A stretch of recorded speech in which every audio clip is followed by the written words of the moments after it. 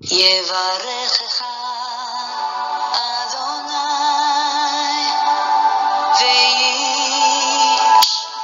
וישמרך. 예바레크카 아도나이 베이시메레카. 사랑하는 성도 여러분, 오늘 하루도 전지전능하신 임마누엘의 하나님께서 여러분에게 복을 주시고 여러분을 안전하게 지켜주시기를 축복합니다. 아멘. 할렐루야. 오늘도 어김없이 우리 코에 생명의 호흡을 연장시켜 주신 창조주 하나님 여호와를 송축합니다. 우리의 영원한 구원자이신 예수 그리스도 그 생명의 이름을 송축합니다. 우리 안에서 오늘도 열심으로 예수 그리스도의 장성한 분량으로 우리를 다듬어 가시는 성령님의 놀라운 그 역사와 사랑의 손길을 찬양합니다. 오늘 1189 성경 장별 강의 171번째 시간입니다. 오늘은 신명기 18장 말씀을 함께 공부하겠습니다. 오늘 제목의 말씀은 레위인의 권리에 대한 규례와 장차 일어날 모세와 같은 한 선지자라는 제목입니다. 오늘 제목에서 우리가 짐작할 수 있는 것처럼 오늘 본문에는 이 레위인의 권리에 대해서 이 기업이 없는 레위인이 어떤 하나님으로부터 은혜와 은총을 받으며 또 이들이 받을 권리가 무엇인지에 대해서 또 다시 한번 재차 강조하고요. 그리고 이제 오늘 처음으로 나오는 내용인데요. 모세가 뭐라고 얘기를 하냐면 장차 하나님께서 나 모세와 같은 한 선지자를 일으키실 것이다 라고 하는 이 예수 그리스도의 예표론적인 예언을 합니다. 이제 예수 그리스도가 모세와 같은 선지자로 이 땅에 오실 것을 예언하는 그 내용을 오늘 이 모세가 이 신명기 18장에서 말씀하시는데요. 그것이 무슨 뜻인지 그리고 신약에 가서 이 한 선지자와 관련된 내용을 함께 연결해서 살펴보도록 하겠습니다. 자, 이제 본장에는 이 분깃이 없는 레위인 그리고 제사장, 제사장도 레위 지파잖아요. 그래서 분깃이 없는 제사장과 레위인의 이 분깃에 대하여 설명을 하고 그리고 그들의 직무와 또 역할을 다시 한번 강조합니다. 그리고 이제 앞장에서 나왔던 것처럼 우상 숭배를 금지하는 내용을 또 한번 말씀하시고요. 그리고 조금 전에 말씀드렸던 것처럼 이 한 선지자, 모세와 같은 한 선지자가 일어날 것이다. 바로 이것이 오늘 우리가 공부하게 될 세 가지 소주제입니다. 자, 세 편의 설교 가운데 우리는 지금 이 두 번째 설교, 지금 오늘 18장 말씀을 공부하게 될 텐데요. 이제 두 번째 설교도 거의 이제 그 막바지를 향하여 달려가고 있습니다. 26장까지가 두 번째 설교인데요. 이제 하나님께서 이스라엘 백성들에게 주시는 세세한 법령, 이 규례들을 말씀하시는 가운데 오늘 이제 장차 일어날 한 선지자에 대해서 그리고 레위인과 제사장의 분깃에 대하여 그리고 우상 숭배를 강력하게 금지하는 내용에 대해서 오늘 또 공부하게 됩니다. 자, 우리 어저께 17장에서는 이 우상 숭배 금지 또 재판에 관한 것, 자, 우상 숭배 금지에 대해서 살펴봤고요. 그 다음에 재판에 관하여 살펴봤고, 그리고 이제 왕정제도, 왕이 다스리는 정치제도가 이제 세워질 텐데, 도입될 텐데, 그때 어떤 왕을 세워야 할지, 왕에게 금기된 사항 세 가지와 왕의 책무, 왕의 의무 한 가지를 말씀을 어저께 우리가 배웠습니다. 자, 오늘은 이제 18장으로 넘어가겠습니다. 모세와 같은 한 선지자, 이 부분이 중심 주제가 되고요. 레위인, 제사장, 그리고 이 우상 숭배를 금하라, 이 내용을 오늘 살펴봅니다. 신명기 18장의 주제 구절은 15절입니다. 자, 15절 여기에서는 이 선지자이신 예수 그리스도가 이 예언이 되는 바로 그 장면입니다. 내 하나님 여호와께서 너희 가운데 내 형제 중에서 너를 위하여 나와 같은 선지자 하나를 일으키리니 너희는 그의 말을 들을지니라. 자, 나와 같은이라고 할 때 누구죠? 모세입니다. 사랑하는 성도 여러분, 우리가 아는 것처럼 이스라엘 사람들에게는 이 메시아, 이 구원자를 기다리는 사상이 있습니다. 메시아 사상이 있는데요. 이 메시아라고 하는 것은 구원자잖아요. 그래서 이 신학자들이 이 이스라엘 백성들이 언제부터 이 메시아 사상을 가지고 있었을까? 언제부터 메시아를 기다렸을까에 대한 어떤 논의들을 많이 하는데요. 대부분 이제 동의하는 것은 이 구원자라고 하는 것은 그들이 구원자가 필요했을 때 이것을 절실하게 느꼈을 거 아니에요. 그래서 이스라엘의 역사 가운데 언제 이 구원자가 필요했을까? 자, 지금 모세가 이 BC 지금 1446년 이때 출애굽을 하면서 이 구원자의 면모를 보였습니다. 그죠? 이 모세는 이 애굽에서 탈출시키는 이 구원자로서의 모습을 가지고 있고 또 광야를 지나는 동안에 먹을 것, 마실 것을 공급하는 이 공급자의 어떤 이 모습을 가지고 있지요. 그래서 이스라엘 백성들이 자연스럽게 BC 우리가 아는 것처럼 586년에 이스라엘 백성이 바벨론으로 포로로 끌려가면서부터 이 바벨론에 포로로 끌려가고 그 다음에 이제 페르시아에게 또 식민 통치를 당하고 그 다음에 그리스에게 식민 통치를 당하고 그리고 예수님 오실 때까지 또 로마에 계속 식민 통치를 당한다 그죠? 그래서 이렇게 다른 이방 나라의 식민 통치를 당하면서 이들이 이제 구원자를 기다리는 거죠. 그래서 이 하나님이 말씀하시는 이 죄로부터 구원하는 구원자가 아니라 이 정치적으로 군사적으로 자기들을 지금 통치하고 있는 이 나라들로부터 자기들을 자유롭게 해줄 정치적 지도자 메시아 또 군사적 메시아를 기다렸던 거죠. 그래서 자연스럽게 이 이스라엘 백성들에게 있어서 이 메시아 구원자는 어떤 그들의 머릿속에 어떤 이미지가 그려지냐면 바로 이 모세와 같은 메시아 또는 이 다윗과 같은 메시아. 그래서 이스라엘 역사 가운데 이제 메시아를 기다릴 때 그들은 모세 같은 메시아를 기다리고 다윗 같은 메시아를 기다립니다. 그래서 그 메시아 상이 모세와 같은 또 다윗과 같은. 그래서 나중에 우리가 뒤에서 이제 결론적으로 우리가 이 부분을 살펴볼 텐데요. 어느 순간 갑자기 이스라엘 백성이 예수님을 그들의 메시아로 받아들이고 인정하고 예수님에게 기대를 잔뜩 하게 됩니다. 왕으로 세우려 그러고요. 그리고 이제 예루살렘으로 입성하는 예수님을 환영하면서 기대에 희망에 부풀어 있는 모습을 보게 됩니다. 예수님에게서 어떠한 모습을 보았기에 그들은 예수님을 메시아로 인정하기에 이르렀을까? 오늘 우리가 신명기 18장을 공부하면서 이 부분, 아주 중요한 이 부분을 함께 공부하도록 하겠습니다. 오늘 우리가 공부하게 될 신명기 18장의 소주제들은 아래와 같습니다. 1번 레위인가 제사장의 분기.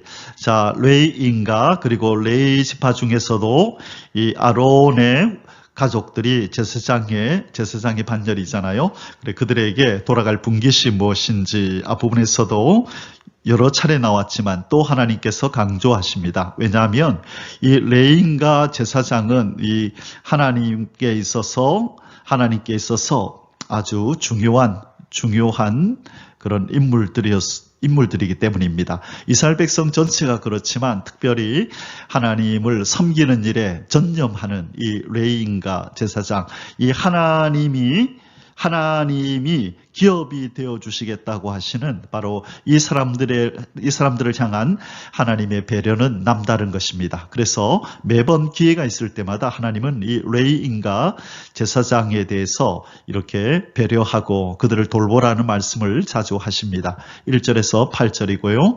두 번째로 가증한 우상 숭배를 금지함. 이 우상을 숭배하는 것은 하나님께서 가증한 것이다. 하나님 앞에 가증한 것이라 표현하는 장면이 나옵니다. 그래서 다시 한번 우상 숭배를 금하라고 강력하게 명령하는 장면이 9절에서 14절에 나옵니다. 그리고 세 번째 마지막으로 한 선지자에 대한 모세의 예언, 누구와 같은 선지자? 모세와 같은. 그래서 모세는 나와 같은 선지자를 하나님이 세우실 것이다 라고 말씀하시면서 아주 중요한 예수님에 대한 이 예수 그리스도에 대한 예언을 여기서 예표론적으로 예언을 합니다. 15절에서 22절까지의 말씀입니다. 자, 이 세 가지 내용을 가지고 오늘 신명기 18장을 공부하겠습니다. 자, 이제 본론으로 들어가서요. 첫 번째 소주제입니다. 레위인과 제사장의 분기 1절에서 8절. 이 생계를 위한 땅이 없는 이 생계를 위한 이 땅을 분배받지 못한 바로 이 레위인과 이 제사장들이 공동체 안에서 안전하게 평안하게 생활할 수 있도록 이 기본적인 제도를 하나님께서 말씀하셨는데요. 앞서도 나왔지만은 이제 신명기에서 또 한 번 이 가나안 입성을 앞둔 이 제2세대 언약 공동체 이스라엘 백성들에게 하나님께서는 이 중요한 문제를 또 한 번 강조하십니다.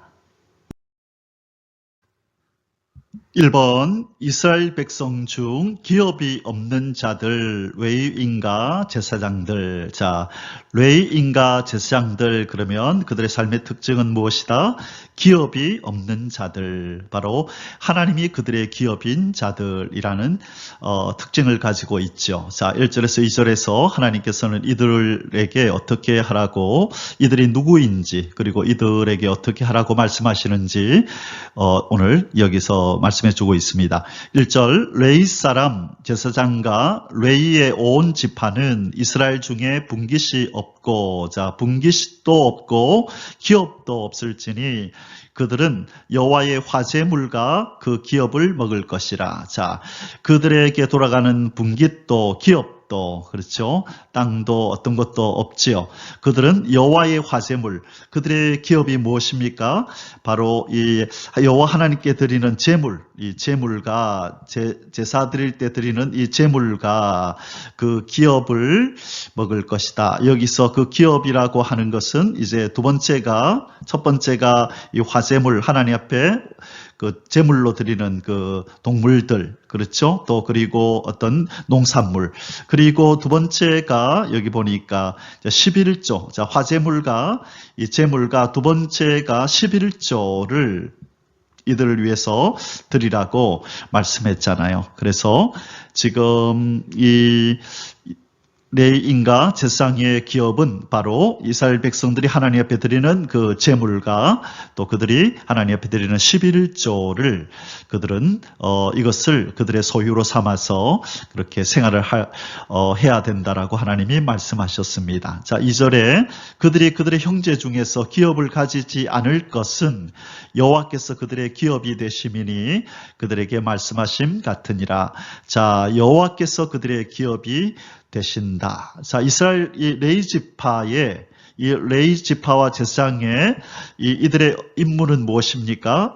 바로 이들의 임무는 이 제사와 관련된 것, 또 성전을 관리하는 것, 이런 일들을 도맡아서 했었다, 그죠? 그래서 이것은 바로 이스라엘 그 하나님, 여호와 하나님을 위한 전적으로 하나님께 드린 제사와 성전 관리하는 일에 이들이 최선을 다할 때에 하나님은 이들을 위해서 하나님의 백성, 이스라엘 백성들을 통하여 이들에게 먹을 것, 입을 것, 마실 것들이 공급되도록 그렇게 하나님이 제도를 만드신 것입니다.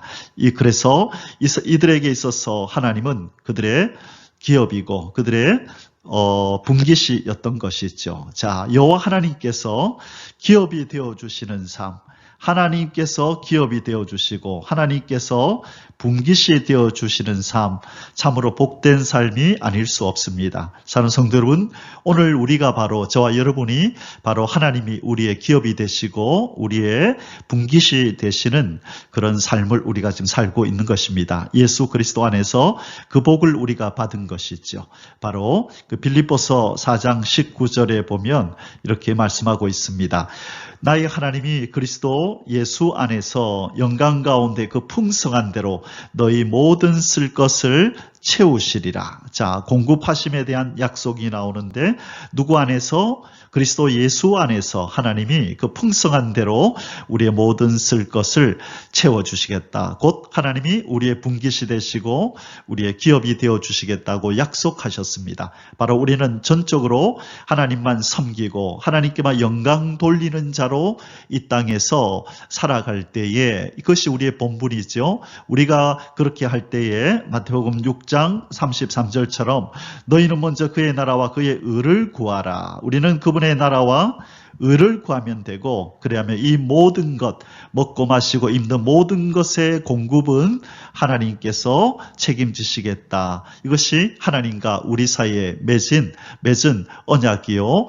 우리가 하나님을 분깃으로 기업으로 삼은 그 어떤 그 특권이 바로 이것인 것입니다. 2번, 항상 여호와 하나님을 섬기기 위하여 택함받은 제사장이 이스라엘 백성에게 받을 목. 자, 하나님을 항상 여호와 하나님을 섬기기 위하여 특별히 선택을 받은 이 레위인들이 제사장도 레위 지파다, 그죠? 자, 제사장이 이스라엘 백성에게서 받을 몫이 무엇인가? 3절에서 5절. 제사장이 백성에게서 받을 몫은 이러하니 곧 드리는 제물에 소나 양이나 그 앞다리와 두 볼과 위라 이것을 제사장에 줄 것이요 또 내가 처음 거둔 곡식과 포도주와 기름과 내가 처음 깎은 양털을 내가 그에게 줄 것이니 이는 내 하나님 여호와께서 내 모든 지파 중에서 그를 택하여 내시고 그와 그의 자손에게 항상 여호와의 이름으로 서서 섬기게 하셨음이니라. 자, 이 처음 거둔 곡식, 처음 깎은 양털, 이 좋은 것들은 여호와 하나님 앞에 드려지는 것인데 여호와 하나님은 이것을 바로 이 제사장에게 주도록, 그래서 여호와 하나님의 몫이 바로 제사장이 몫이 되는 거죠. 그래서 이 제사장에게 있어서 여호와 하나님이 그들의 기업이 되고 그들의 분깃이 되는 것입니다. 3번, 레위인이 이스라엘 온 땅 중 어떤 다른 성읍으로 이주하여 거주할 경우 직무 이행에 관한 규례. 자, 레위인이 이사를 가는 것입니다. 자기가 어느 지역에 있다가 나는 저쪽 다른 지역, 저 예루살렘 쪽으로 좀 이주해서 거기서 거주해야 되겠다라고 그렇게 뜻을 정하고 이사를 해서 거기에 거주할 때에 자, 레위인 본연의 그 일을 해야 되잖아요. 그렇죠? 이제 성전에서 이제 봉사를 해야 되고 또 이들은 율법을 가르치는 일도 했었거든요. 율법을 가르침. 자, 이런 일들을 해야 하는데 이들이 지방에 있다가 이제 중앙성소, 이 하나님이 택하신 곳, 그래서 그 중앙성소에 이르렀을 때에 이들은 지방에서 다른 곳에서 왔기 때문에 바로 이 중앙성소의 일에 참여시키지 않고 배제시키는 그런 일이 있어서는 안 된다. 동일하게 레위인에게 주어지는 책무를 동일하게 이들에게도 시키고 이들에게 돌아가는 그 모든 소유도 동등하게 하라고 말씀하고 있는 것입니다. 자, 6절에서 8절 본문을 읽어보겠습니다. 이스라엘 온 땅 어떤 성읍에든지 거주하는 레위인이 간절한 소원이 있어 그가 사는 곳을 떠날지라도 여호와께서 택하신 곳에 이르면, 바로 여호와께서 택하신 곳, 이 중앙성소라고 우리가 표현했습니다. 중앙성소, 이 본부가 되는 하나님이 정하신 그 성막, 또 이제 나중에 이게 이제 성전으로 바뀌죠. 성막이나 성소. 자, 이곳으로 와서 곳에 이르면 여호와 앞에 선 그의 모든 형제 레인과 같이 그의 하나님 여호와의 이름으로 섬길 수 있나니. 자, 동등한 취급을 하라는 거죠. 그 사람의 몫은 그들과 같을 것이요. 여기서 그들과 같다는 말은 이 중앙성소에서 일하는 형제 레이인과 그 몫을 균등하게 하라. 그렇게 말씀합니다. 그가 조상의 것을 판 것은 별도의 소유이니라. 자, 이 제일 마지막에 그가 조상의 것을 판 것은 별도의 소유인이라. 이것은 무슨 말이냐면요. 비록 레이인이 이 기업으로서의 땅은 상속받지 못했다. 그죠? 하나님께서 기업을 분깃을 주지 않으셨잖아요. 그러나 이 레이인이라 할지라도 이 부모로부터, 자신의 이 부모로부터 이렇게 물려받은 무슨 부모로부터 받는 가옥이나 또는 어떤 가축 등 이런 이 가족으로부터 물려받은 이런 것들은 사적인 재산으로 그들이 취할 수 있다는 것입니다. 그것에 대해서 왈가왈부하지 말고 그들의 소유로, 별도의 소유로 인정해 주어라, 그 뜻입니다. 자, 여기서 지금 하나님이 말씀하시는 주된 요인은 무엇입니까? 주된 내용은 무엇이죠? 이 다른 지방에 있던 레위인이 이 중앙성소, 이 예루살렘 가까이 와서 거주할 때에 예루살렘에 있는 성소에서 또 나중에 성전에서 그렇게 일을 하고자 할 때 그렇게 일을 시켜라. 그리고 그 몫은 균등하게 기존 일하고 있던 이 레위인과 똑같이 대우를 해주어라. 그렇게 말씀합니다. 자, 하나님께서는 하나님의 종이 이 레위인의 길을 철저하게 보호해 주십니다. 그가 어디로 가든지 항상 동행하시면서 임마누엘로 역사하시고 갈 길을 인도하시고 또 그의 필요한 것을 공급받을 수 있도록 제도를 이렇게 완비해서 불필요하게 어려움 당하지 않도록 하나님께서 철저하게 보호해 주시는 것을 보게 됩니다.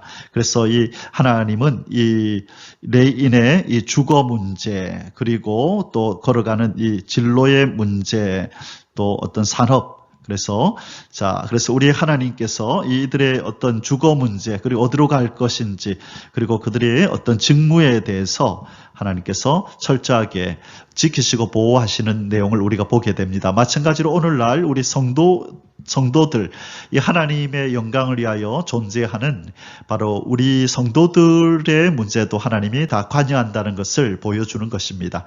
그래서 우리가 어디로 이사 가는 것, 또 우리가 진로를 어떻게 정할지, 우리가 어떤 일에 종사할지, 어떤 사업을 할지, 이런 것들도 우리 하나님의 관심사라는 것입니다. 꼭 영적인 내 신앙에 관계된 것만 하나님이 관심을 갖는 것이 아니라 내가 이 땅에 살아가면서 나와 관련된 주거, 진로, 산업 문제, 이런 모든 문제, 또 결혼 문제뿐만 아니라 이 땅에서 다반사로 일어나는 모든 이런 환경 속에서 하나님은 자기 백성에 대하여 이렇게 관심을 가지고 돌보시고 지키신다고 하시는 것입니다. 자, 우리가 이것을 믿을 때에 우리는 어디로 가든지 내가 너와 함께 하리라라는 이 하나님의 약속의 말씀을 믿을 수 있는 것이고, 그 속에서 참 평안을 누릴 수 있는 것입니다. 오늘 이 본문을 통해서 레위인의 이 길을 지키시고 보호하시는 우리 하나님을 통하여 여러분도 저도 이 확신을 가지시기를 주님의 이름으로 축복합니다.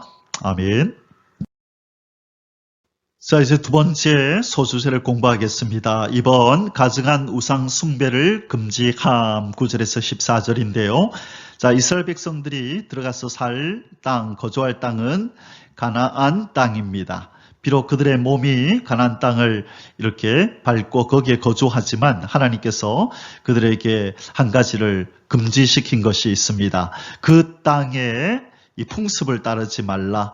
그 땅의 이 족속들의 이 풍습을 따르지 말라라고 말씀합니다. 그 중에 하나가 뭐죠? 바로 우상을 숭배하는 이 가증한 행위를 본받지 말라라고 하나님께서는 또 당부하시고 또 당부하십니다. 1번 가나안 족속들의 우상 숭배 행위를 본받지 말라 명하시는 여호와 하나님. 9절에서 12절. 내 하나님 여호와께서 내게 주시는 땅에 들어가거든 너는 그 민족들의 가증한 행위를 본받지 말 것이니, 자, 하나님이 가증하게 보시는 그 행위가 바로 우상 숭배인 것입니다.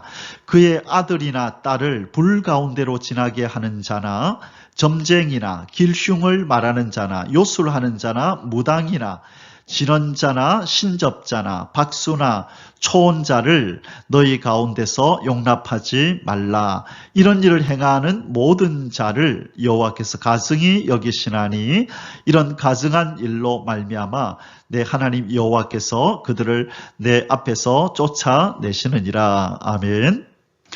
자, 여기에서 하나님께서 이 가증히 여기는 행위를 하는 자들을 쭉 나열을 하셨는데, 이 비슷비슷한 말들이 많이 나오죠. 이 점쟁이, 점을 치는 자, 길흉을 말하는 자, 그렇죠? 길흉을 말하거나 요술을 통하여서 사람을 미혹해서 자기 말을 듣게 하는 자, 이 무당들, 그리고 여기 진언자라고 나오는데요. 이 진언자라는 것은 여기서 비슷합니다. 마법을 걸어서 이 사람을 속박시키는 것입니다. 속박시키는 자, 이걸 진언자라 그러고요. 이 신접한 자는 우리가 예상할 수 있듯이 신하고 이렇게 전복이 되어서 죽은 자를 불러내어서 이렇게 그 사람의 소리를 내면서 이 사람을 현혹하는 거 있죠. 그래서 이 죽은 자를 불러내어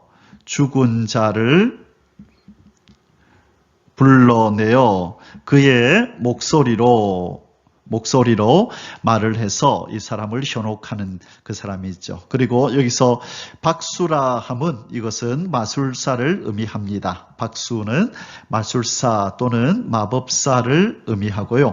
이 초혼자라고 하는 것은 바로 이 혼을 불러내어서, 그 초혼자는 혼을 불러내어서 죽은 자들에게 묻는 거지요. 이 죽은 자를 불러내어 초청해서 그에게 묻는 자.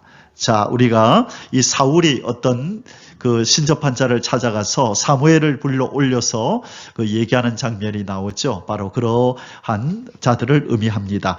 자, 이 가나안 땅에는 이러한 행위들이 아주 관용했던 것이죠. 그래서 하나님이 바로 이 가나안의 족속들을 쫓아내고 이스라엘 백성들에게 이 땅을 주시는 이유가 바로 하나님이 이러한 행위를 가증히 여기셔서 이러한 일을 행하고 있는 이들을 그 땅에서 쫓아내는 것이라고 말씀하시면서, 만일 이스라엘 백성아 너희들도 이들을 본받아서 이러한 행위를 하면 바로 이 땅에서 쫓겨나게 되리라 라고 하나님이 경고하고 계신 것입니다. 이번 자기 백성에게 완전하라 명하시는 여호와 하나님. 13절에서 14절. 너는 내 하나님 여호와 앞에서 완전하라. 내가 쫓아낼 이 민족들은 기흉을 말하는 자나 점쟁이의 말을 듣거니와 내게는 내 하나님 여호와께서 이런 일을 용납하지 아니하시느니라. 아멘. 자, 여기서 완전하라라고 하는 이 히브리어는요, 타밈이라는 이 단어를 쓰는데요. 이것은 흠 없는 그리고 온전한 이런 뜻입니다. 흠 없는 또는 온전한. 자, 하나님께서 요구하시는 그 율법의 그 명령에 흠없이 온전하게 이 율법에 순종해라. 율법에 순종하라는 말씀입니다. 자, 하나님께서 요구하시는 수준이 바로 완전함에, 흠없고 온전함에 이르는 것이 하나님이 자기 백성에게 요구하시는 수준이라는 것입니다. 자, 이것은 무슨 의미냐? 인간이 완전할 수 없잖아요. 그렇죠? 그래서 이것은 이 말씀대로, 하나님이 명하신 이 율법의 말씀대로 살기 위해서 부단히 애쓰고 노력하며, 그리고 이 삶의 진지함을 가지고 진지하게, 자, 무엇하기 위해서 하나님처럼 거룩하고 온전함에 이르기 위해서 진지한 삶의 자세를 가지고 하나님의 말씀을 부단히 지키려고 애쓰고 노력하는 어떤 그런 삶의 자세, 그 삶의 방향, 그 꾸준함, 진지함을 의미하는 것이에요. 그러니 성숙을 위해서 멈추지 말고 끊임없이 노력하고 경건에 이르기를 애써라. 우리 신학적인 표현을 빌리자면 경건에 이르기를 연습하라라고 한 말씀이 있죠. 자, 그래서 우리는 서두르지 말고 그러나 쉼 없이 꾸준히 부단히 이 성숙을 향하여 올라가야 합니다. 이렇게 우리가 한순간에 이룰 수 없는 길이지만 그 목적지지만 그러나 하나님의 약속의 말씀을 붙들고 성령님의 도우심으로 꾸준히 매일매일 걸어가다 보면 우리는 예수 그리스도의 그 장성한 분량에 이르게 될 것이고 하나님이 말씀하시는 이 완전에 근접한 그런 인격과 신앙을 가지게 될 것을 믿습니다. 자, 그래서 이방인들의 풍습을 버리고 하나님의 말씀에 기반하여 매일매일 일신 우일신 이 성숙의 영적인 성숙의 진보가 있는 저와 여러분이 되시기를 주님의 이름으로 축복합니다. 아멘. 자, 이제 오늘의 마지막 세 번째 소주제입니다. 한 선지자에 대한 모세의 예언. 누구와 같은? 모세와 같은.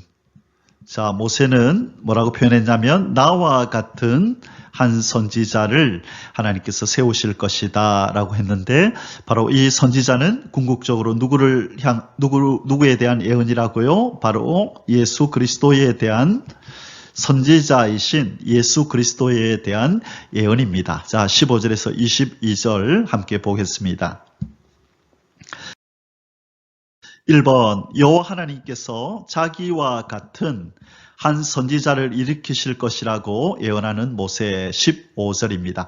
내 하나님 여호와께서 너희 가운데 내 형제 중에서 너를 위하여 나와 같은 선지자 하나를 일으키시리니 너희는 그의 말을 들을지니라. 자, 하나님이 모세를 통하여 장차 이 땅에 나타나실 선지자이신 참 선지자이신 예수 그리스도에 대해서 지금 예언하고 계신 것입니다. 이스라엘 백성들은 이 말씀을 두고 기억하며 바로 모세가 얘기했던 그 선지자, 이 선지자 한 사람을 부단히도 기다렸어요. 무엇으로? 메시아로.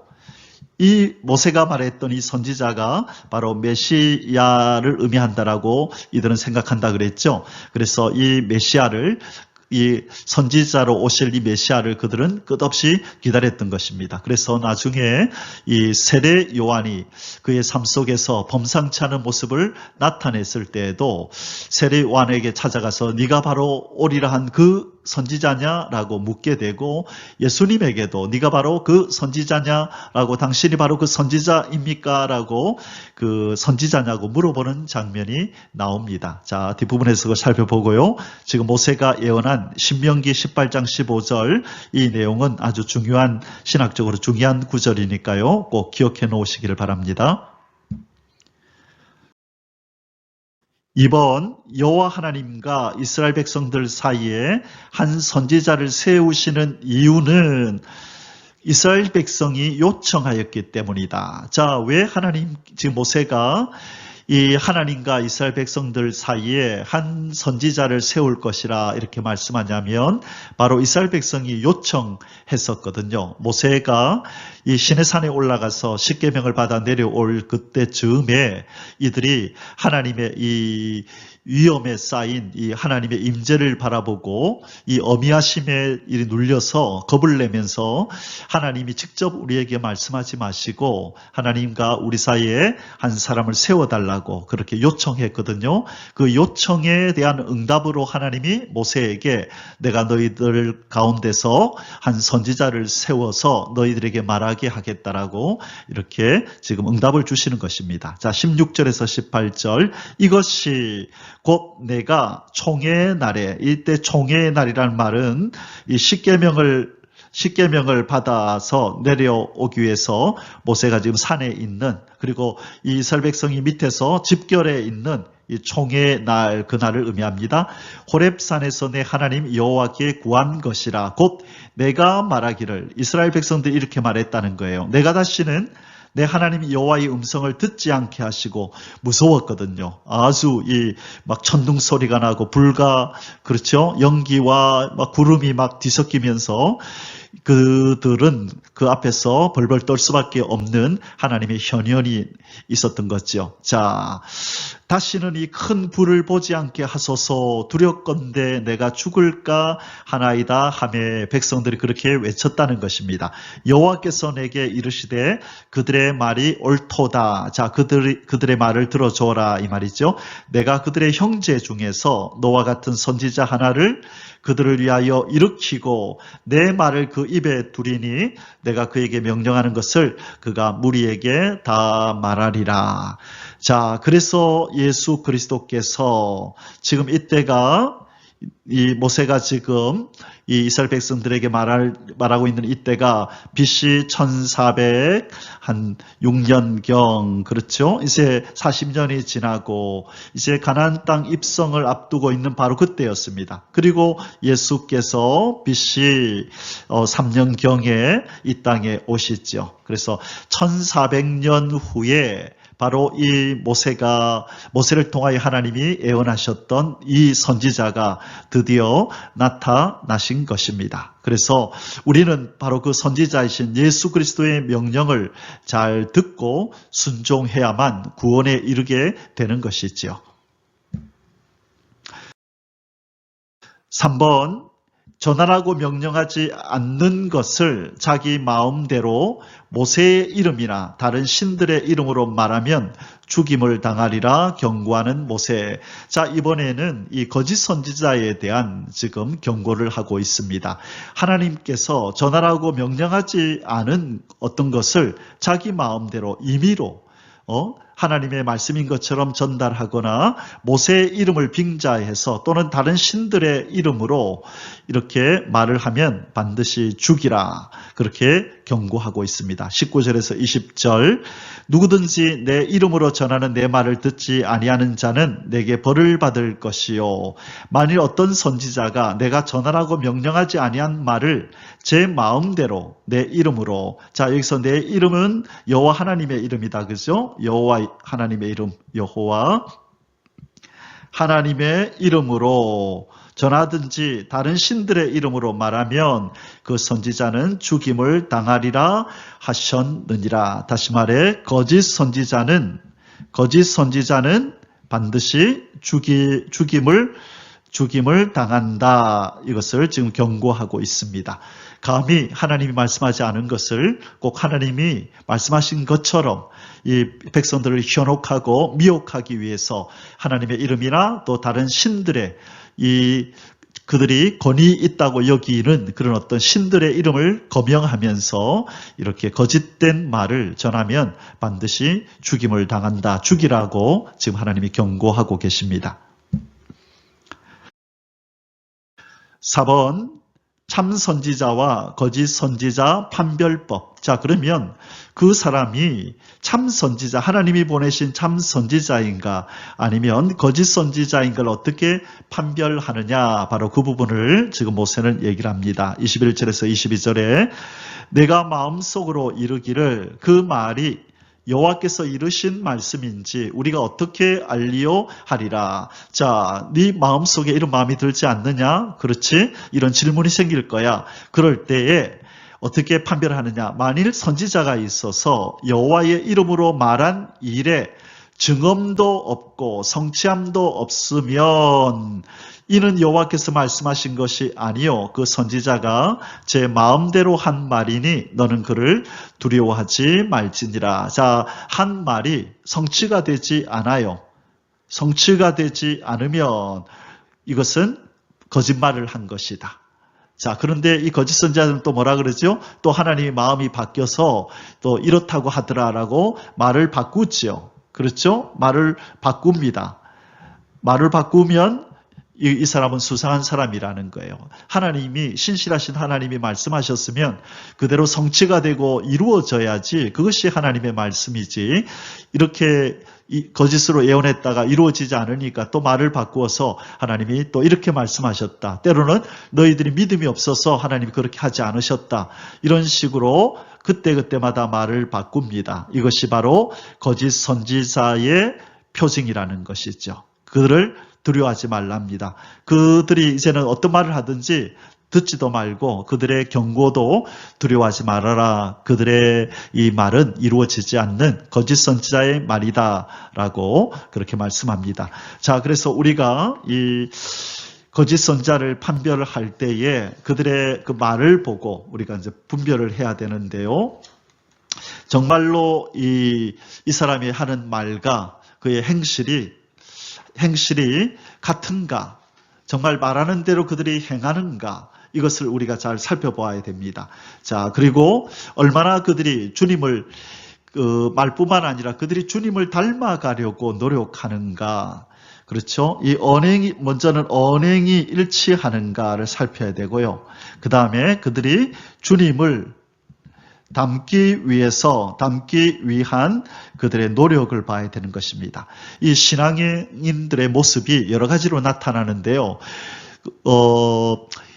분명한 것은 이 하나님으로부터 보냄을 받은, 또 성령에 의해서 거듭난 이 참 하나님의 사람들은 반드시 무엇이 나타나야 되냐면, 자기가 한 말을 지키려고, 하나님의 말씀을 지켜서 살려고 몸부림치는 이 어떤 흔적이 나타나고요. 무엇보다 예수 그리스도를 닮아가기 위한, 성령님이 우리 안에서 행하시는 일이 그 일이잖아요. 예수님의 장성한 분량에 이르도록, 거룩하고 흠이 없게 하도록 에베소서 1장 이 3절에서 5절 이하의 말씀처럼 거룩하고 흠이 없게 하시려고 성령님이 우리 안에서 열심으로 일하고 계신다 그러잖아요.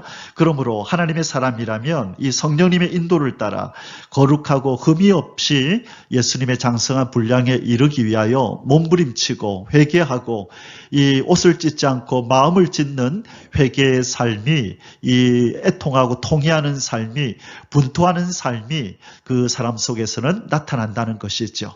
자, 그래서 우리가 어떤 사람이 참 하나님의 종인가 아닌가를 분별할 때에 바로 그들의 언행이 일치하는가, 그들의 삶 속에서 예수 그리스도를 닮고자 하는 이 몸부림이 그들 속에 있는가, 이 부분을 잘 살펴보아서 분별해야 될 것입니다. 사랑하는 성도 여러분, 이제 우리 신명기 18장의 결론을 맺겠습니다. 모세와 같은 한 선지자를 일으키시리라.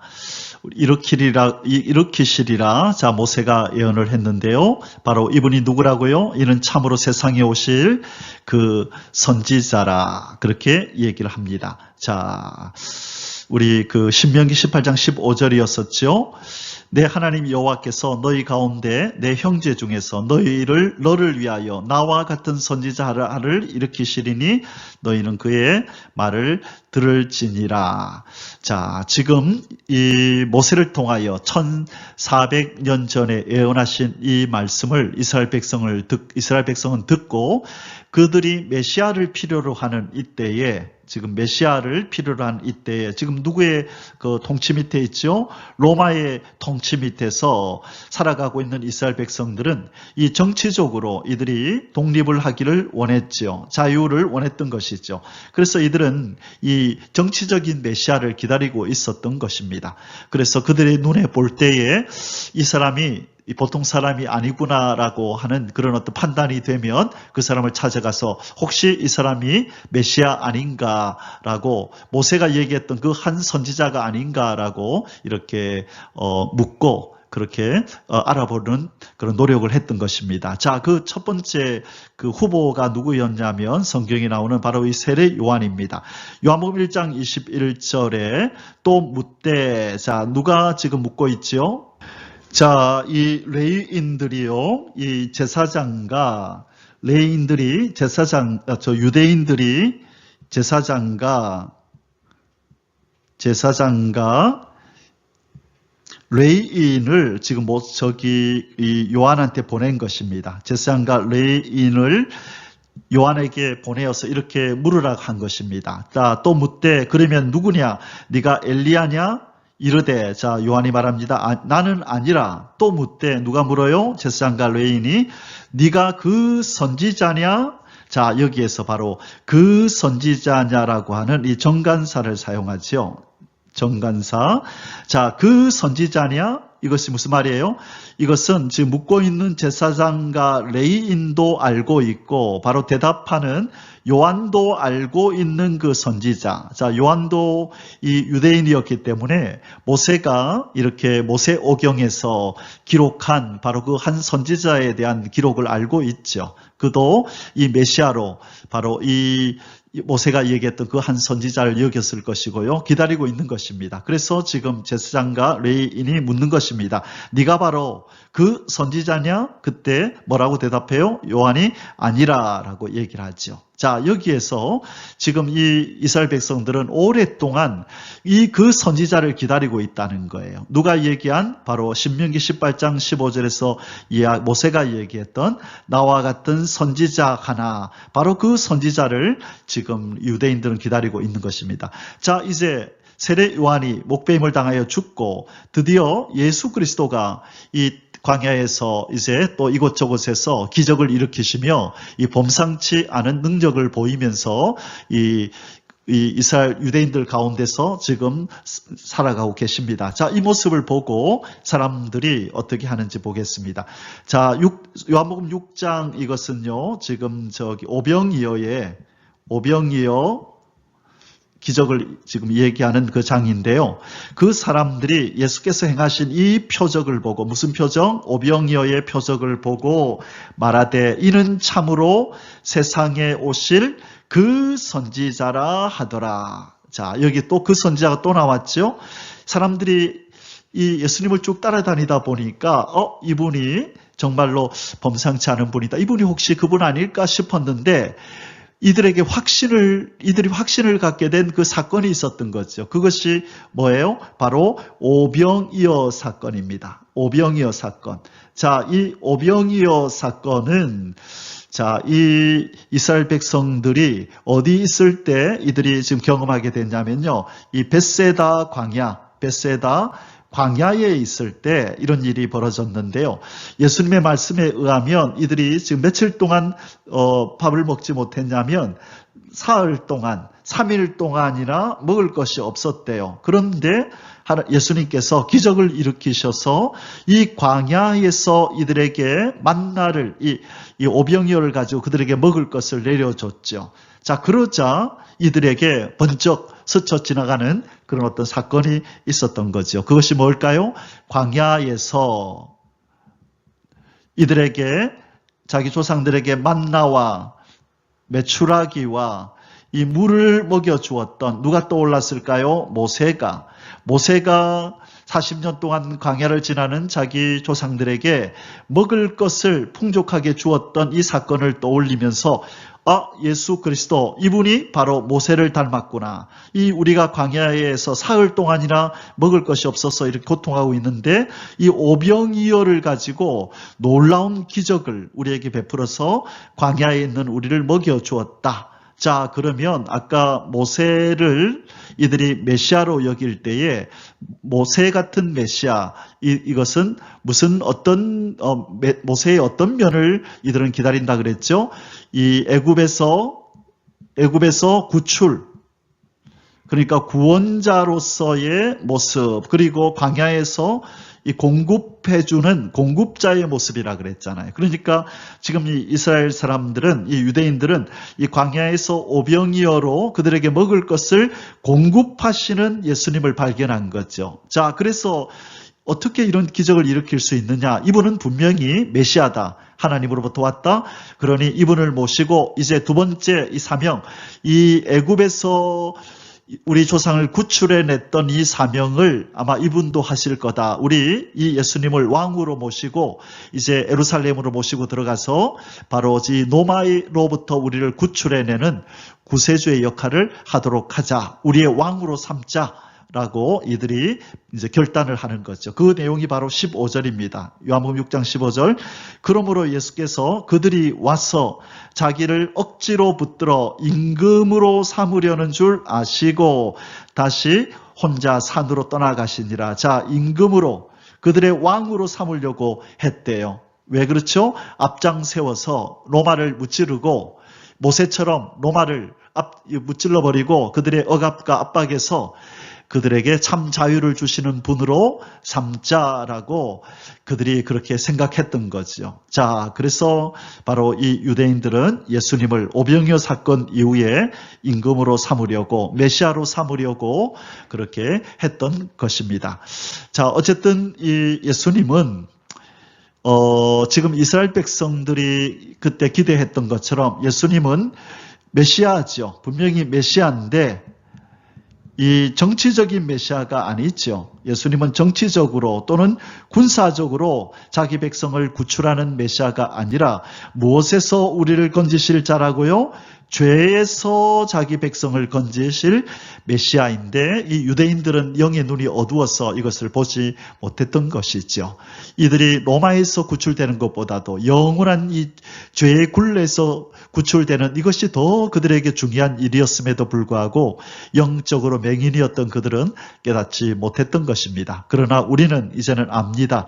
우리의 이 메시아이신, 우리의 그 선지자이신 예수께서 우리를 구출하셔서 우리에게 하늘의 진리, 그 하나님의 말씀을 바로 가르쳐서 영원한 생명을 얻을 수 있도록 우리를 이끄시는 바로 그 선지자라는 것을 우리는 잘 압니다. 바로 우리에게는 이 귀한 한 선지자가 계십니다. 이분을 통하여 우리는 진리를 배우고 영원한 생명을 얻은 자로서 이제는 이 진리 안에 행하며 이분과 영원히 함께 살게 될 그날을 고대하고 이 진리의 길을 하루하루 걸어가야 될 줄 믿습니다.